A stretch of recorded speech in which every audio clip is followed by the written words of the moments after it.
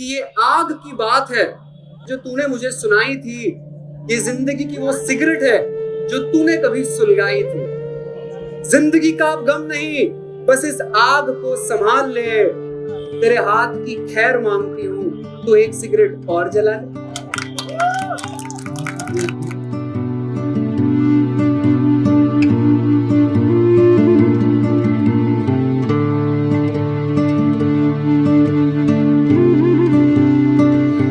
शायर साहब कहते हैं कि अनगिनत लोगों ने इस दुनिया में मोहब्बत की है, सबने की है।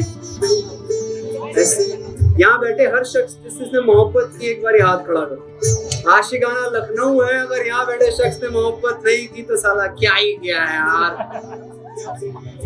शायर साहब कहते हैं कि अनगिनत लोगों ने इस दुनिया में मोहब्बत की है, कौन कहता है कि सादिक न थे जज्बे उनके, लेकिन उनकी मोहब्बत के लिए ना हाश तीर का सम्मान, क्योंकि वो सब भी मेरी तरह मुफलिस थे।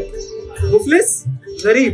मुश्किल भाषा में अच्छा लिखना एक आसान काम है, मगर आसान भाषा में अच्छा लिखना बहुत मुश्किल है। और गुलजार साहब इस बात के महारथी हैं। कैसे आसान सी भाषा में कितनी बड़ी बड़ी चीजें कह जाते हैं। एक आध दो लाइनें सुनोगे गुलजार साहब की?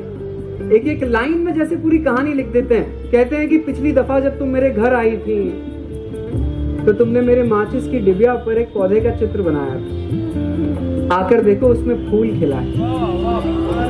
जैसे ऐसे घुसने के अंदर ऐसा कहते हैं कि बड़े दिन हो गए कोई नया जख्म नहीं मिला, पता तो करो ये अपने हैं कहां। एक एक लाइन में सब कुछ कह देते हैं गुलजार साहब। लेकिन जब भी आप किसी से इतनी मोहब्बत करते हैं, किसी ना किसी की नजर इनकी प्रेम कहानी को भी नजर लग गई।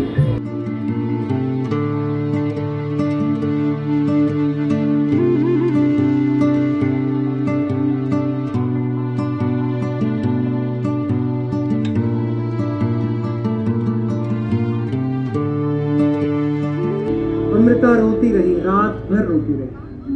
खैर, साहिर की मौत पर दुख मनाना बहुत बुरी बात। क्यों?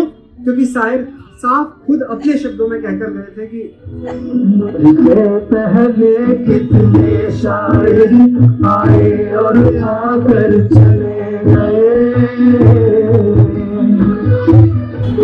कहते हैं कि अमृता प्रीतम को रात भर जाग कर लिखने का शौक था और रोज को सुबह जल्दी उठकर पेंटिंग करने का।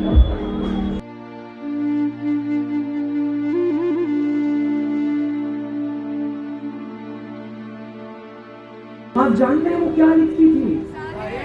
वो साहिर लिखती थी। इमरोज को अमृता की किसी बेबाकी से मोहब्बत हो गई।